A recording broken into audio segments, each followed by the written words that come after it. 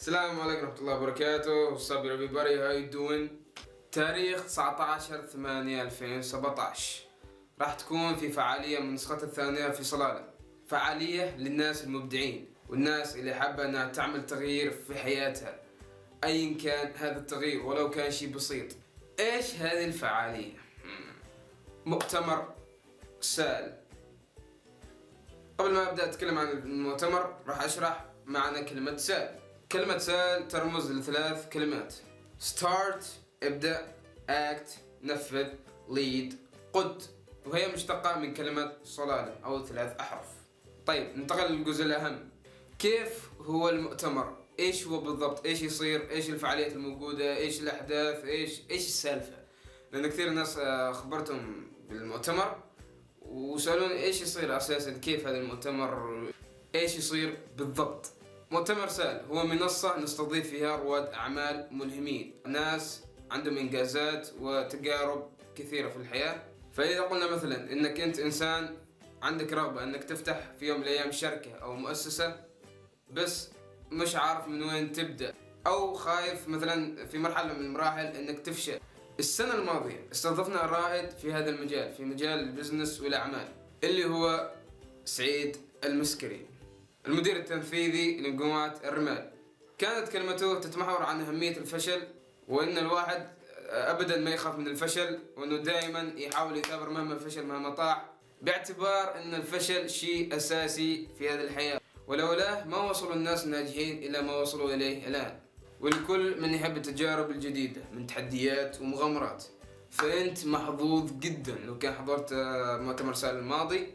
رميثاء البوسعيدي أصغر عمانية تصل إلى القطب الجنوبي، وترى وصلت بالحجاب.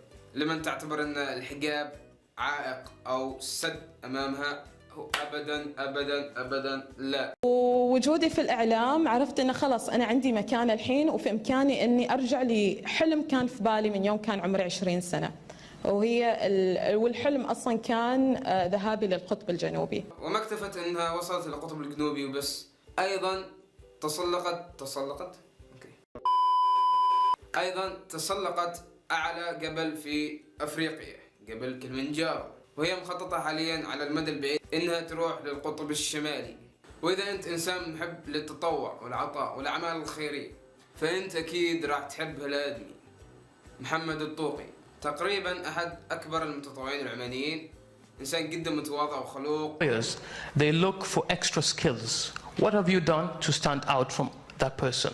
Yeah, and we have our youth. A lot of Omani youth are jobless.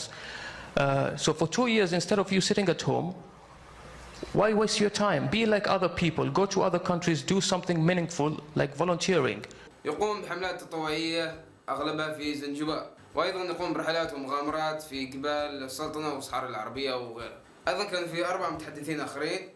إذا تبغوا تعرفوا أكثر عنهم زوروا موقع التواصل الاجتماعي لحسابنا، انستغرام، تويتر، في اليوتيوب. أما سال هذه السنة أكيد راح يكون أقوى من السنة الماضية، لأن كل سنة نحاول نتطور ونتجدد للأفضل. وأنا كأحد المنظمين لهذه المبادرة ما خبروني إلا بضيف واحد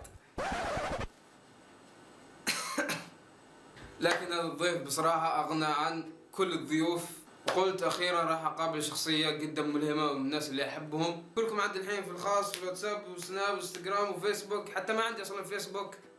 حاليا ما أعلنا عن أسامي المتحدثين، قريبا بيكون إن شاء الله، بس عشانكم راح أحاول اكسكلوسيفز، حصريات.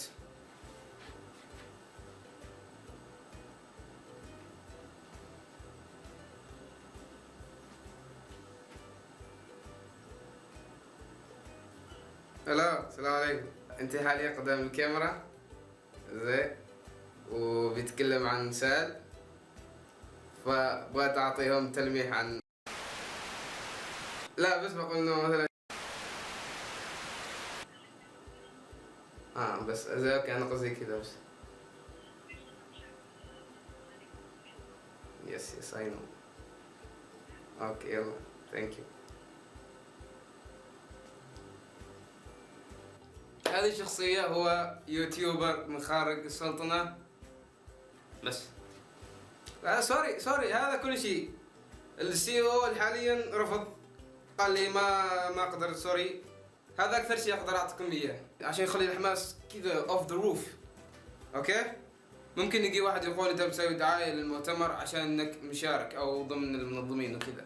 حاب اقول لك يا حبيبي انت صح 100%، وحاب اضيف عليك ان هذا المؤتمر هي مبادره شبابيه غير ربحيه، التسجيل كله ببلاش، والاكل والطعام والبريك والغداء كله مجاني.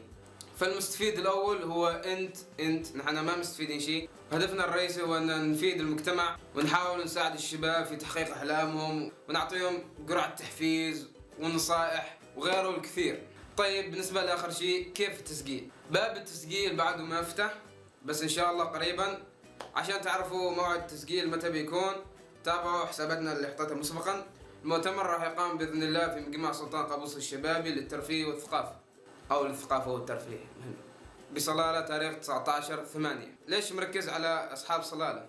لان عندهم اكبر امكانيه انهم يحضروا هذه الفعاليه. راح تستفيدوا وتستمتعوا صدقوني، وما راح تندموا.